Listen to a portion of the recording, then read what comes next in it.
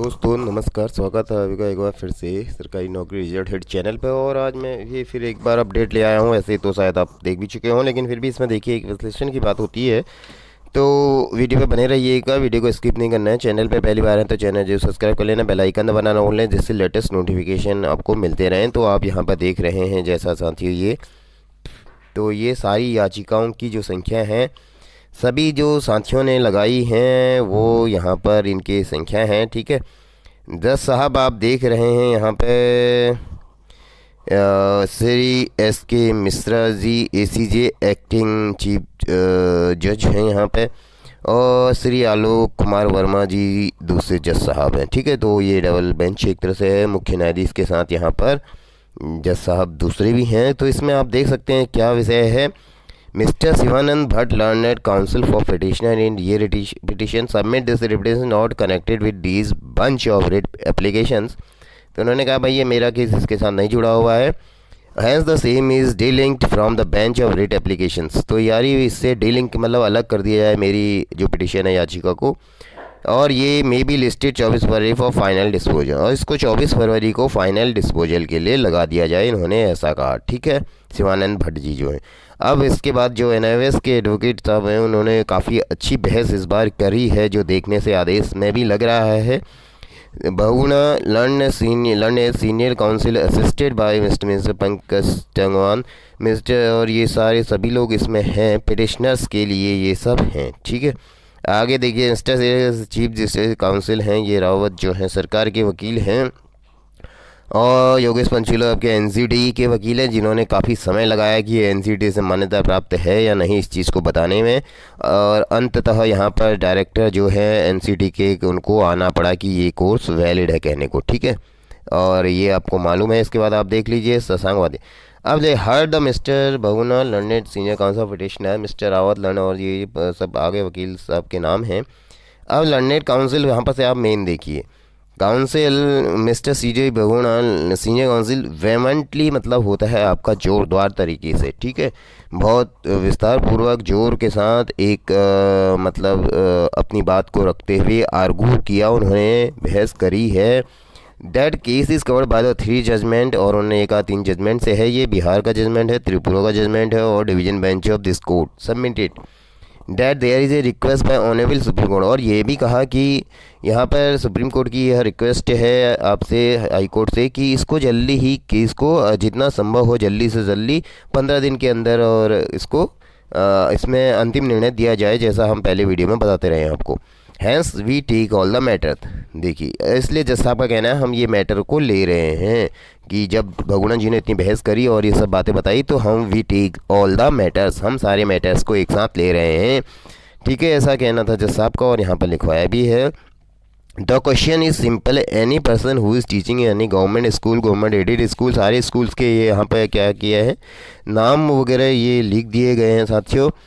ठीक है, और पासिंग और right of information act on passing, मतलब जब राइट ऑफ इंफॉर्मेशन 2009 में ये पास हुआ था, और 2010 से 1 अप्रैल 2010 से ये इनेक्टेड है, तो तब से उसके बाद जो स्कूल में पढ़ा रहे हैं टीचर्स प्राइवेट स्कूल्स में, ठीक है, उनके संबंध में ये लिखा गया है यहाँ पे, and upon completion of training they were to be made regular, और उन्होंने कहा कि ये जो इनको ट्रेनिंग दी गई है और वो इसके एलिजिबल हैं, एक तरफ तो ये कहा जा रहा है साफ वो एलिजिबल है प्राइमरी भर्ती में। ठीक है, in all writ petition we do not find any single paper. उसके बाद इन्होंने ये थोड़ा सा यहाँ से ये जो टर्न दिया है, हालांकि जो याचिका थी आप देखेंगे पिटिशन जो डाली गई थी NIOS की तरीके से, उसमें तो ये जहाँ तक हमें जो आदेश पुराने देख रहे हैं NIOS याचिका में ये कहा गया था, ये प्रार्थना या प्रेयर की गई थी कि हम भी NCT से अप्रूव्ड हैं और हमें भी प्राइमरी भर्ती में शामिल किया जाए। लेकिन यहाँ पर जो जज साहब ने नया ये इशू कही, नई बात जो लाए हैं वो ये लाए हैं कि यहाँ पर इनका कोई ऐसा पेपर नहीं मिला है। बेशक वहाँ पे ना लगा हो, लेकिन जो डिग्री अपने आप में एनआईओएस की है वो तभी दी गई है जब एनआईओएस के पास किया गया है स्कूल में पढ़ाने संबंधित जो भी है लेटर ऐसा गया हुआ है, तभी एनआईओएस ने यह कोर्स उनको उसके लिए योग्य अभ्यर्थियों को माना है और उसके बाद ही यह एग्ज़ाम कंडक्ट करा कर उनको यह डिग्री और मार्कशीट प्रदान की गई है। ये अंडरस्टूड है, सेल्फ में इनहेरेंट इसमें है अंदर, इट्स सेल्फ है अंदर, ठीक है। तो चलिए जस्ट सामने फ़िलहाल जो एक नया टर्न यहाँ पर आया है ये बात, हालांकि ये प्रेयर में इस संबंध में कोई बात नहीं की गई है एनआईओएस की तरफ से, डीएलएड की तरफ से, कि इस विषय पे ये एक अलग विषय है, इसके लिए अलग से ही कोई बात फिर उठाई जा सकती। इस याचिका के अंतर्गत फ़िलहाल ये नहीं आनी चाहिए जहाँ तक मैं समझता हूँ, ठीक है ना, क्योंकि प्रेयर के अकॉर्डिंग ही होता है। जज साहब हाई कोर्ट भी अपना सेल्फ कॉग्निजेंट किसी भी केस में ले सकती हैं, लेकिन फिर उधर से वो अलग से उसकी एक प्रक्रिया होती है, ठीक है। लेकिन यहाँ पर तो नहीं बनता है, लेकिन जज साहब ने इस चीज़ को उठाया है और उन्होंने कहा यहाँ पर कोई भी ऐसा पेपर और कुछ नहीं मिला है जो हमें ये दिखाए कि ये यहाँ पर ड्यूटीज़ कर रहे हैं, डिस्चार्ज की है उन्होंने, ड्यूटीज़ दी हैं, ड्यूटीज़ की है प्राइमरी स्कूल में। भाई ये प्राइमरी टीचर हैं इटसेल्फ, तभी इनको एनआईओएस की डिग्री मिली है। ये तो एनआईओएस अपने एक क्या है, ऑटोनोमस बॉडी है अपने आप में भारत सरकार की, जो ये सारा जांच करने के बाद डॉक्यूमेंट वहाँ भी मंगाए गए थे, क्योंकि इस संबंध में कि ये टीचर है या नहीं के संबंध में स्कूल से पता, तभी वो सब वहाँ पे उनको ये डिग्री और सब दी गई है। तो ये अंडरस्टूड और इटसेल्फ इनमें इनहेरेंट अंदर है वो चीज़ें। चलिए फ़िलहाल जज साहब ने एक नया ये दिया है यहाँ पे, तो ये सारी बातें aided school private at the state learned counsel of petition submit they have given some time. तो अब क्योंकि इसमें जो सीनियर एडवोकेट हैं उन्होंने काफ़ी अच्छी बहस की है, इस बार ऐसी बात नहीं है, तो उन्होंने कहा फिर अचानक, हालांकि उनके माइंड में ये ना आया हो टॉपिक, लेकिन ये बात है कि भैया जो एनआईओएस की डिग्री मिली है फिर से वो तभी मिली है क्योंकि एनआईओएस ऑटोनोमस बॉडी है अपने आप में, एक स्वतंत्र है, उसमें किसी का कोई वो नहीं चलता। ऑटोनोमस बॉडी का मतलब भी आप सभी को जानते रहना चाहिए, ठीक है नहीं, कि वो भारत सरकार से ऑथराइज्ड है कि आप जांच करें, अपने अपने तरीके से काम करें, हमारा कोई इंटरफेयर नहीं होगा, आपको पूरी स्वतंत्रता है इस बात की। ऑटोनोमस का मतलब वो स्वतंत्र है, किसी के दबाव में नहीं है।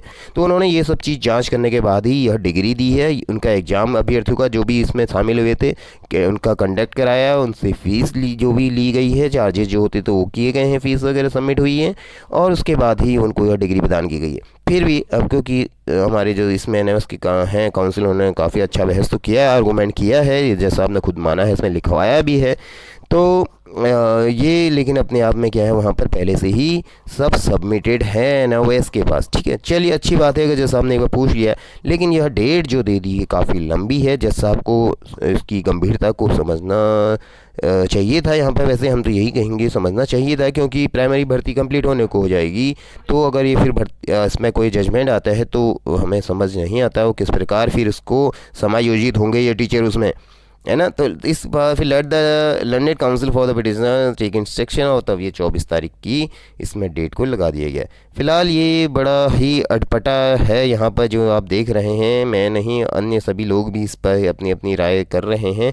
अटपटा सा एक आदेश मतलब इस मायने में हो जाएगा कि क्योंकि जो टीचर हैं इन्होंने यहाँ नहीं भी लगाया, तो एनआईओएस के पास ये सारे सबमिटेड हैं ऑलरेडी, मतलब ये समझने की बात है सारी, बस केवल फाइल में नहीं लगा था, क्योंकि फाइल में जो याचिका डली थी वो इसलिए डली थी कि हम एनआईओएस डीलर क्या एनसीटी से अप्रूव्ड है और हमें प्राइमरी भर्ती में शामिल किया जाए। ये काम ज़रूर जो है आपका ब्यूरोक्रेसी का हो सकता है कि इसमें जांच की जाए या नहीं की जाए, लेकिन जज साहब ने भी इसको लिया है कॉग्निजेंस, लेकिन वो इसी याचिका में हमें भी समझ में नहीं आ रहा है किस प्रकार किया है ये, है ना। अपने आप में बड़ा ही अलग ही टाइप का एक ये खींच रहा है मैटर। धन्यवाद, मिलते हैं आपसे अगली अपडेट के साथ।